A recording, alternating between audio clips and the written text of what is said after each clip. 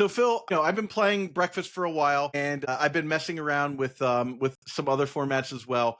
But one of the things, we've talked about the pillars of legacy, we've talked about the laws, the walls of legacy and stuff like that.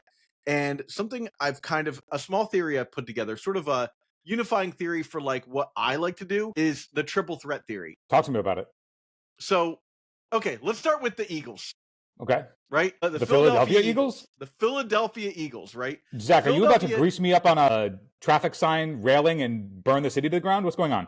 Go Birds. No, so I'm not a out-and-out sports fan, but I like to keep up with the local team, the Philadelphia Eagles. I'll watch if there's nothing going on a Sunday. I like to use that time to relax and chill and just done making content for the day, I'll sit down and I'll watch the football game. So Thursday night was a football game, and without going into too much detail, I sort of sat there and watched the Philadelphia offense and thought to myself, these guys are playing breakfast, right?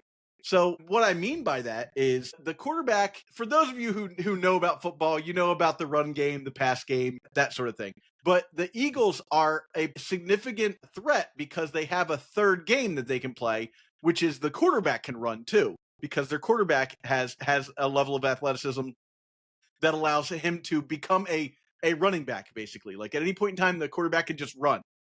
So it's very hard to worry about stopping the running back from running. You have to worry about the passers catching the ball and going downfield. And while you're bothering with those two things, sometimes the quarterback can just be like, I'll just walk it over the first down line and we'll get another down. And the Philadelphia quarterback, Jalen Hurts, is very good at determining when to pivot, right? Now, what does this have to do with Magic? That's breakfast. They're playing breakfast. Breakfast is a deck that has three like the triple threat theory, right? I can throw, which is I can just go ahead and throw the combo, right? I can do the Cephalid breakfast combo, right? I can run, which is I can just play creatures. I can play Nadu and draw a bunch of cards and overwhelm my opponent that way, right? Or I can just attack with little guys over the course of the game. Or I could do the quarterback play, which is to lean into the Urza Sagas that the deck plays and win that way. So the deck has sort of, now you are attacking with that one too, but it's kind of a completely different plan, because if your opponent can deal with your creatures on the board and they can deal with your combo, there's a lot of chances that if they're not winning, they probably can't deal with the Urza Saga tokens, and vice versa. If they can deal with the other things, they can deal with the creatures and the Saga tokens. They can't deal with the combo. It's like a whole thing. One of the things of the triple threat theory is that one of those three threats has to be an I win combo, because you have to be able to put your opponent in a situation. And to me, that's the quarterback running, right? Is you have to put your opponent in a situation where they have to respect that that's going to happen, so that when you throw the ball, they've been spending all the resources making sure that the quarterback doesn't run or that the running back doesn't run, right? Did any of that make sense? Yes, I hear it. And honestly, what I'm doing is I'm trying to think of how to apply it to the other decks in the format. Yeah. So, I mean, with Reanimator, you can attack fair with creatures, right? You can do the Reanimator plan, or you can play Tamiyo. And Tamiyo is another part of the triple threat package, right? Like that's kind of the true quarterback sneak, if you really think about it, with Breakfast. Breakfast kind of has four ways, because you also have Tamiyo to just be like, and I'm going to ultimate Tamiyo and win the game that way, right? Zach, the more that you're expanding on it, the more and more I think that like increasing your density of what would qualify as threats, as you've been talking about them, is really just consolidating power level. Like if you have a card that is individually unilaterally more powerful than most things, that can just be a plan on its own, whether it's Tamiyo or Urza Saga. Yeah. And then I would say your combo baked in, but it's making me think of like if we moved over to Reanimator, it's like depending on like it could be a Baragoyf or a Bowmaster, depending on the matchup, but like individually, those cards can just blank an entire archetype. Yep. And you can do that for other decks. If you look at Mystic Forge can Karn you out of the game. Mystic Forge can just get overwhelming amount of advantage through what's called Mystic Forge and the Glaring Fleshraker, and like combo you out that way. And then you can Urza Saga with that deck if you really want to as well. You know, that deck allows you to do several different ways of winning the game too. And it all leans into, if your opponent is paying attention to this one thing, these other things are such a problem that if they're not paying attention, they can't pay attention to everything. That's kind of the idea, is that the resources are limited, and reacting is not what you want to be doing in Legacy right now, right? That's kind of, if there's a thing that I would say about this theory, is that you don't want to be reacting, you want your opponent reacting to you.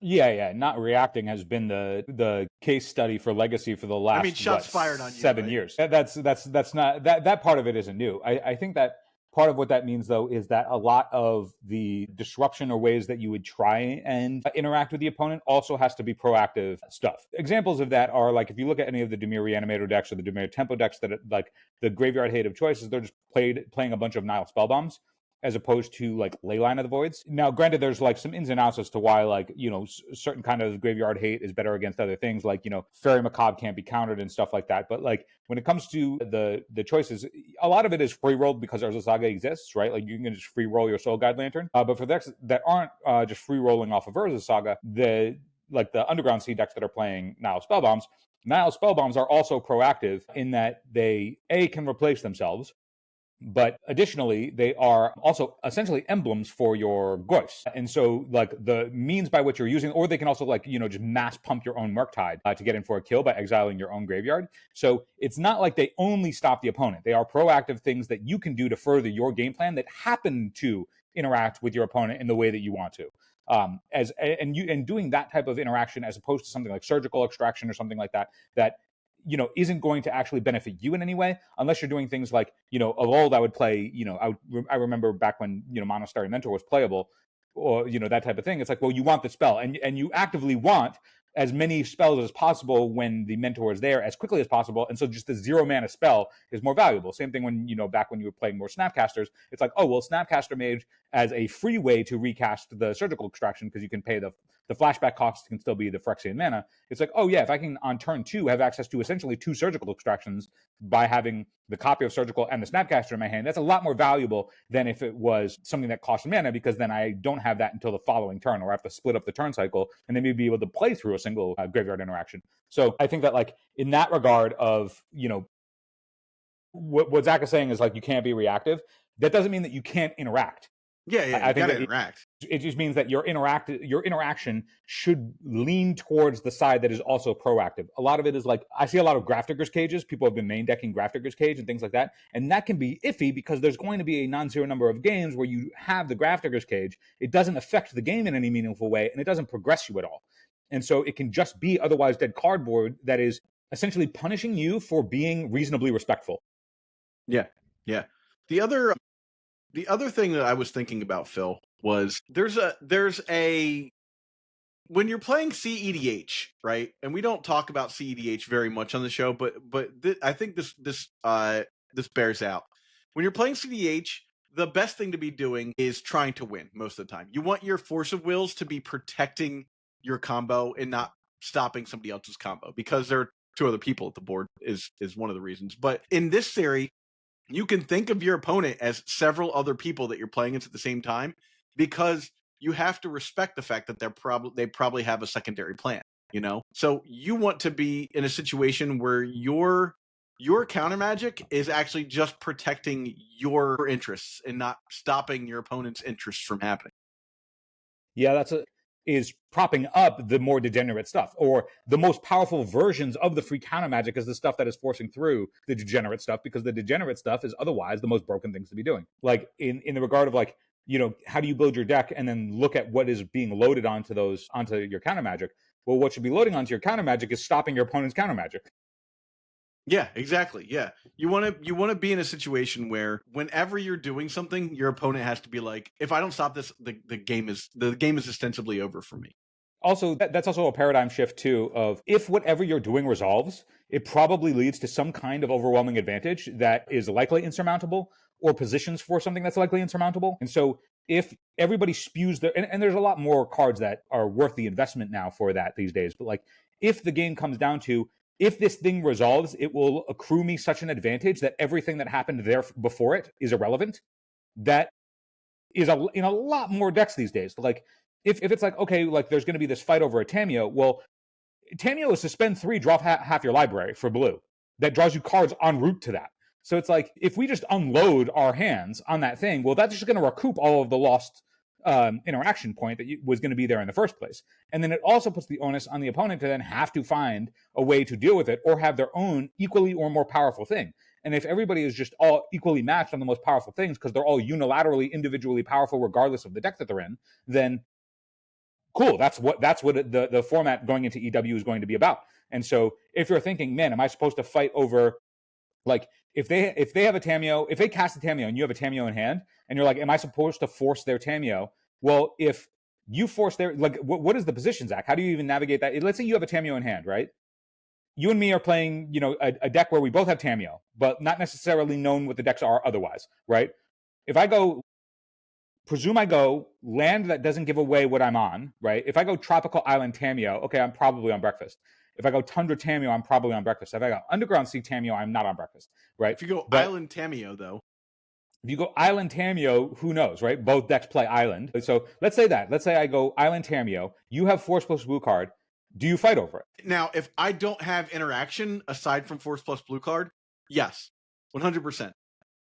And then, especially if you play turn, if I get to draw on my draw step, right? Let's say I don't have interaction. I get to draw on my draw step, and I will have the mana to cast a Swords to Plowshares. Let's say I don't have it in my hand, right?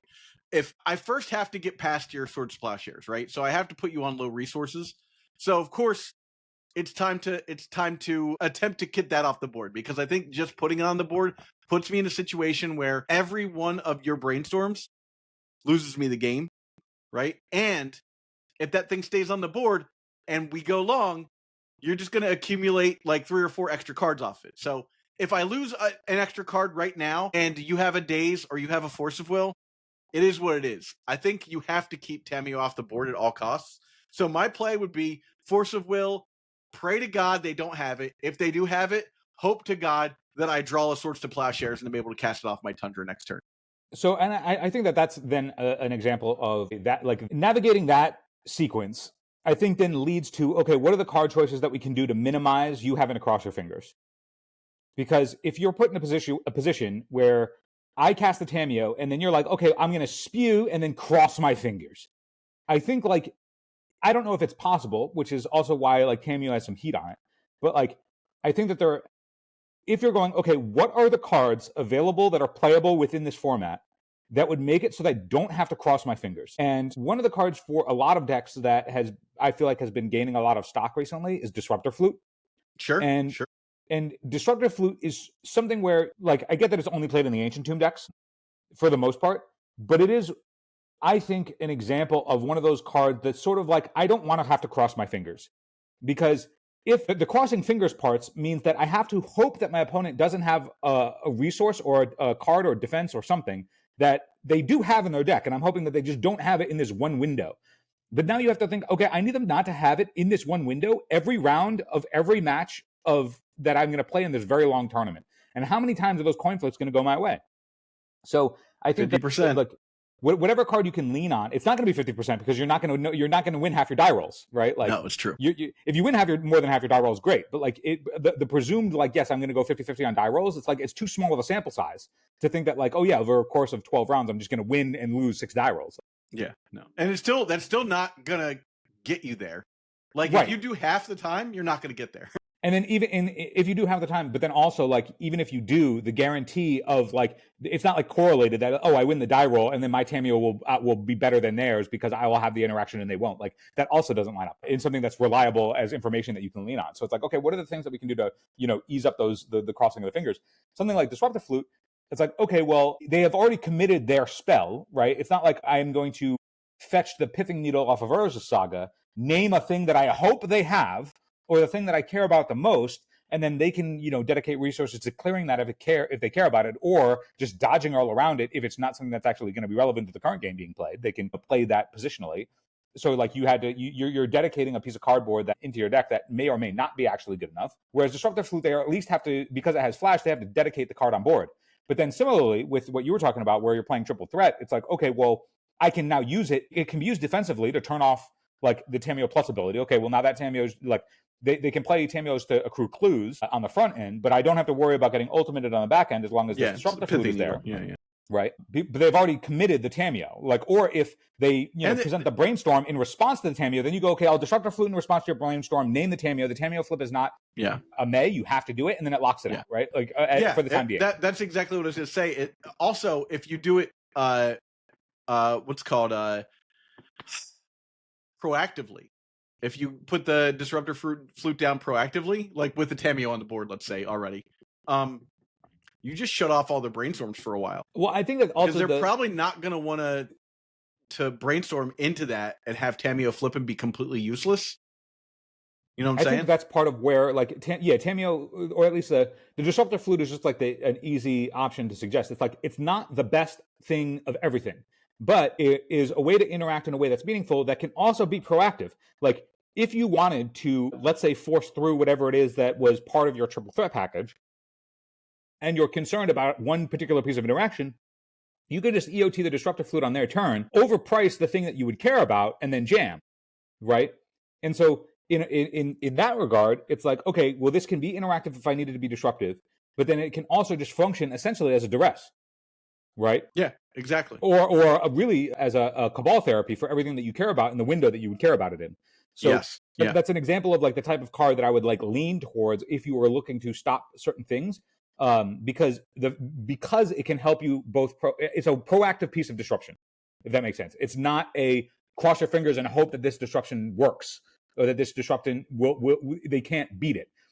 It's part of why I found consigned to memory to be wholly underwhelming in every time that I've tested it. And I try other things, and the other things may show some promise, maybe not. Every time I go back to consigned, in sideboard mapping, I'm like, okay, I'll just make these things consigns and hope it works. Consign always gets bodied against the decks that I want consign against. And it's just because they don't care. They can breeze through it. Or if it's something that they care about, they can just play around it or overpower it. You know what I mean? So in that regard, consign can never help me proactively. I can never do anything that helps me proactively unless I'm specifically playing Dreadnought. Yeah. Right? So, in which case, if I'm playing Dreadnought, that's a whole different layer, right? That's a strategy difference. But like in a vacuum, if I'm looking for a piece to interact, consign to memory fails the test in the current metagame.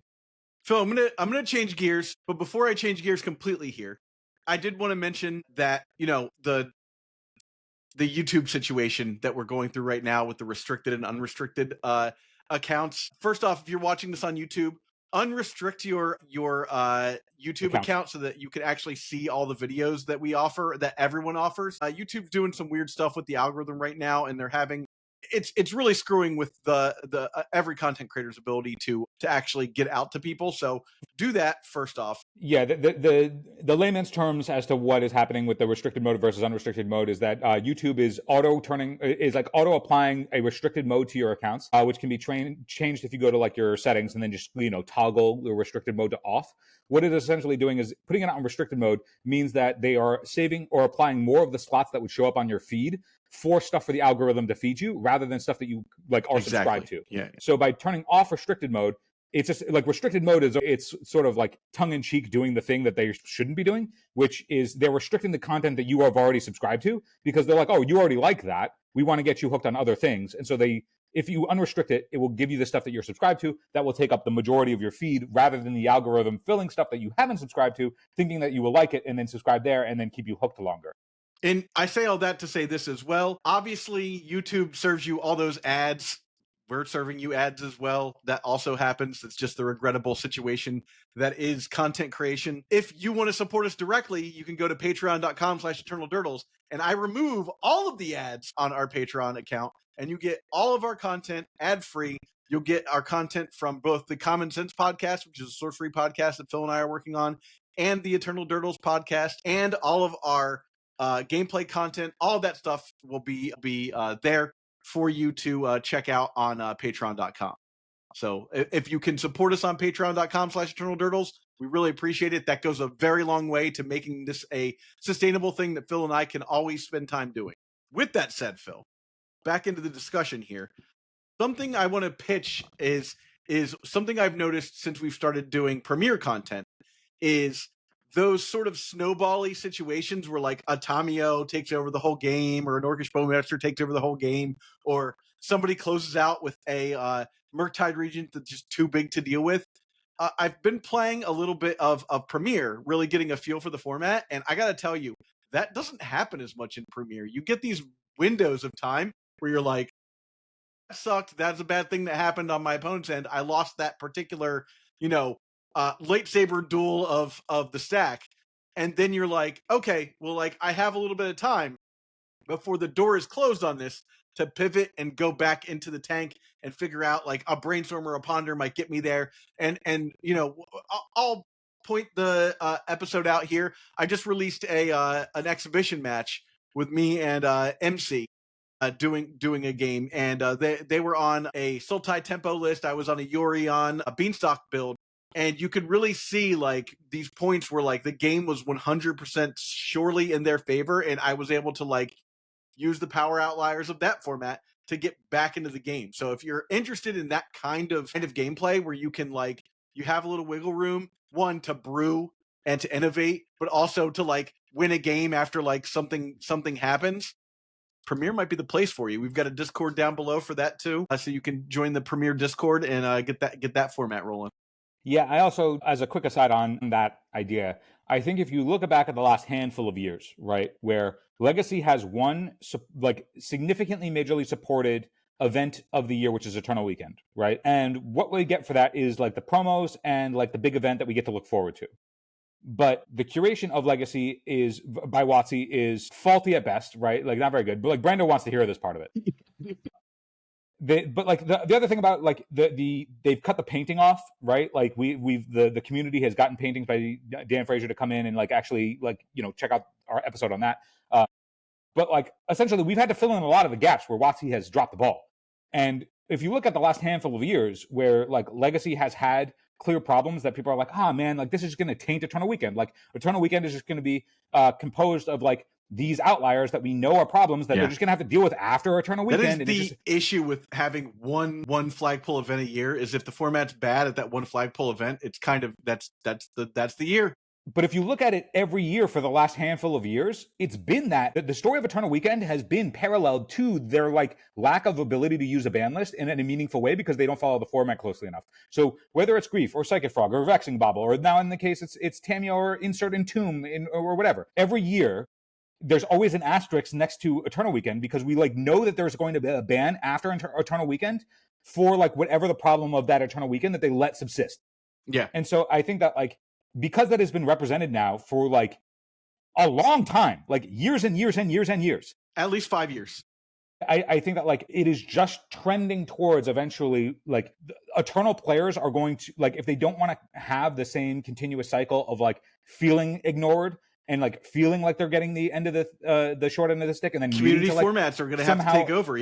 It's going to eventually, I think that Eternal Weekend eventually is going to like be comprised a lot of the community-driven formats. Like, yes, there will be the main events because those are the sanctioned things by WotC. But like, I think a lot more like Eternal Weekend style event weekends throughout a year are going to lean a lot heavier on the community-driven style formats that aren't overlooked by the governing body. You know what I mean? Now, I want to say a couple things here, Phil. One, I spoke with Mark Aronowitz after that episode with Dan Fraser and after the episode we did about the paintings are back. They were donated by Dan and Mark, like donated to the Eternal community. That's amazing. First off, like hell yeah, Dan Fraser and Mark for setting that up for us. That is an amazing love to the community, and just wow. Whoever wins those paintings are going to move for 5 figures easy. At least. But I, that's one part of it, right? But they've taken away the paintings, right? They're not supporting Legacy that much.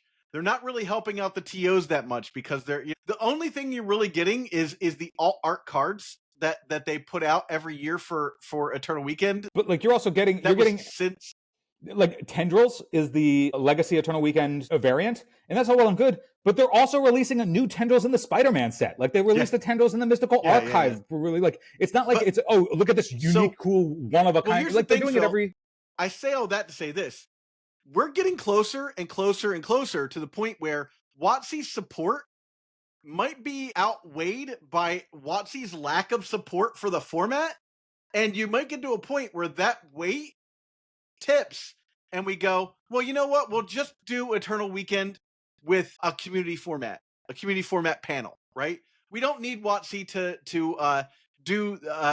tell us what cards are legal or not legal in this format. And that's a long talk all the way down the line about how that would happen and getting the TOs on board and stuff like that. But we're getting closer to it every single time WotC takes something away from these flagpole events. And I think it's worth noting that, a couple years ago, no one was really talking about pre-modern as a format that like they even wanted to play. I just looked at a survey that was taken of what's your favorite format that's not Commander, because it was from a Commander channel, and 7th place was pre-modern. That was tied with Standard and with Vintage. Like the two OG formats, like Type 2 and Type 1, and pre-modern was the other format that was tied with them. You know, the 10th that was tied for 7. So 7, 8, 9 were one thing. You know it was 10th? Legacy. Legacy was 10th, right? So that means that WotC obviously hasn't cared about Legacy for a very long time. I don't think we're breaking any news by saying that, but we're getting closer and closer and closer to a time when we don't really care what WotC's development team has to say about Legacy. And I think as a community, we can come to a consensus that if they're not supporting the format, then what are we doing listening to them when a ban announcement comes along and they go, "Well, nothing's banned." We really think that everyone loves to play Oops All spells and is really using their knowledge of the format to like that's BS. We know that. That's complete trash. Something that I noticed this year, which I think has just been a build over the last couple of years, is I know multiple handfuls of people that aren't going to Eternal Weekend this year. Yeah. Now there's have been like mainstays every year that, like, yep. And I get that, like, there's outside forces, like there are things that are unrelated to Magic, people's lives where they can't do it, conflicts, whatever. But I also know many of them are not going just because they're like, I don't like it. I'm not having fun with it. I just don't want to like travel. Like I want to be able to hang out. I want to enjoy the thing. But then it's like, we can just go and hang out. Yeah, we can go play at LobsterCon, We can just set us. We can go to fun events. Yeah, we can do something else that maybe isn't like, the big one event of the year, but we can do our own thing and, go to maybe a smaller event somewhere. Like we can figure it out rather than do a thing that we don't want to enjoy otherwise. And I think that like, I notice it more like in previous years, it was like, the format sucks. Like, I don't want to go, but like, I really want to hang out. Like maybe it'll get better. Like we'll see. Like, at least there's a deck I want to play, blah, blah, blah. This year, the energy is different. It's when a your little major bit more content creators are opting out, like that's a bad sign. I've noticed that some of the difference is just like, I just don't care. Like I've been getting that energy of like, not that I like, I still care about Legacy. The format is just bad. I want to it's just like people deflated. It's a more deflated, defeated energy of just like, it's just the same every time, man. Like it's the same. It's always, it's just like, I don't want to like, it's just running into the wall. How many times can you be disappointed before you're just like, but at the same time, like it's not like the love of the game or the desire to play the game is gone. It's just like wanting to do something that is engaging or interesting, as opposed to like this thing that is already busted.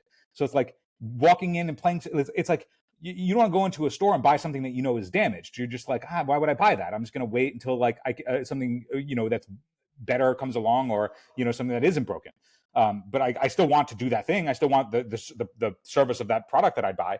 So I think that like it's not this year, but like more so this year than every year previous. I noticed that like the trend for a desire towards something that actually is an enjoyable experience that doesn't feel neglected we're on that track. We'll keep railing, ringing that bell for a community panel for Legacy while we're running other community formats as well. Like Premier is an option. Pre-modern is a very fun thing. These are not Legacy though, and Legacy and Vintage I think do have their place. I just think that we don't necessarily need WotC to tell us what Legacy is anymore. I think we're done with that. I think I'm personally done with that, but I have to play Legacy with the rest of you, so it is what it is. This episode has like shifted in terms of what we were going to talk about. We went off the rails. But I also like I do think that like I could see a world where by 2030 the desire for just like community driven stuff is far-flung year of 2030, 5 years from now. It's 2026. I know. It just seems crazy to say the words 2030, and it's like, oh, that's in 5 years.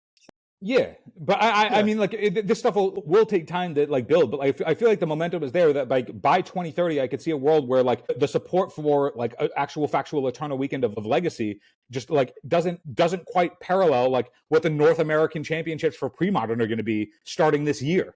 You know, like exactly. Yeah, I could see like it just being like, oh, the attendance for this thing is just outweighing. We need to like pivot, or we need to like actually reassess. Well, what was final note? How many people did North American pre-modern championships have? Was that like 300? Well, the pre-modern championships are going to be a separate thing this year, so there's going to be LobsterCon. I do realize that. Yeah, this year's LobsterCon in May was how many people? Do you know off the top of your head? I believe it capped at like 330 or something like that. Okay, but that's because the space couldn't hold any more people. Yeah. So let's just take that into account. Phil, do you remember how many people were in the and it was the largest Legacy Eternal Weekend ever, right? It was like 1,200. How many people were? It was 1,200, right? I think so, something like that. Let's go with 1,200.